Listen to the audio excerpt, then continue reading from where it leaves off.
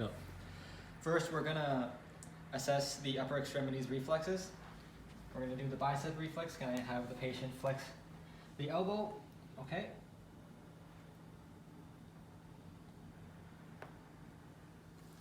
And then I'm gonna check the brachioradialis reflex.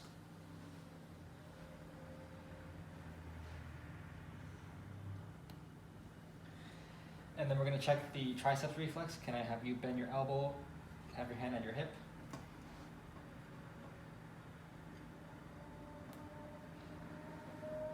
All three of them are around 2 out of 4. And then I'm gonna check the inverted supinator sign for upper motor neuron issues.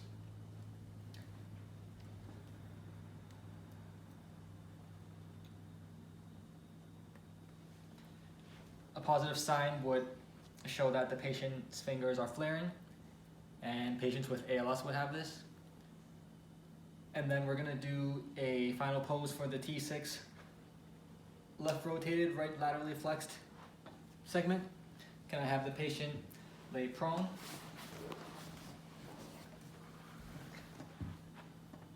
My left hand's gonna be on the T6 left TP. My knuckles are gonna be on the right side's TPs. Reinforce. And the vector would be P to A with clockwise torque. Can I have the patient breathe in?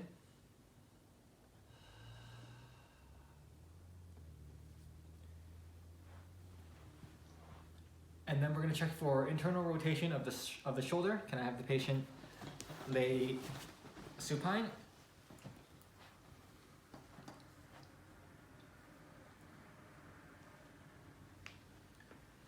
Okay. And then to adjust, I would first pull way back and twist the arm into internal rotation, and then impulse. And then we're going to check for the lunate P to A restriction. Can I have the patient sit up? To check for P to A restriction, I would have my thumbs on the lunate. Check for restriction of movement. For A to P, my index finger and my middle finger would be on the other side, on the palm side. Check for A to P. And then to adjust for P to A restriction, my thumbs would be reinforced contact on the lunate, and I have the patient lean away and impulse. And then we're going to check for TL junction extension restriction. And then have the patient lean back a little. I'm going to check for extension restriction. Can I have the patient sit at the end of the table and hug himself? My contact hand is going to be on the extended SP. Can I have the patient breathe in and all the way out? And impulse. Next, we're going to check for internal rotation of the hip. Can I have the patient lay supine?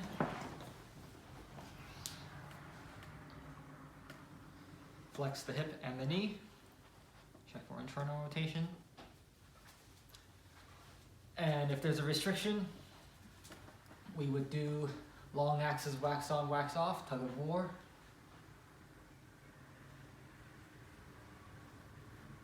Pre-stress internal rotation. And impulse. Then we're going to check for the fibular head movement. I'm going to have the patient bend his knee and hip, feet on the table, thumbs on the fibular head, check for joint movement, check for restriction. If there is a restriction, I would have the patient lay prone.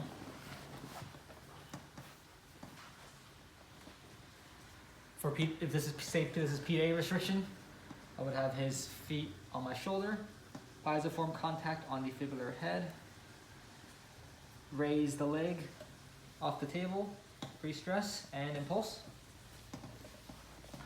And then can I have the patient lay supine? We're going to check for movement of the big toe.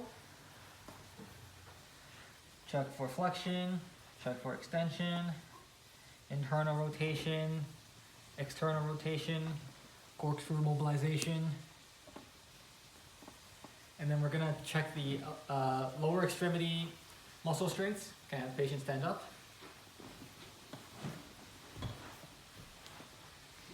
Can I have the patient walk on his tiptoes away from me?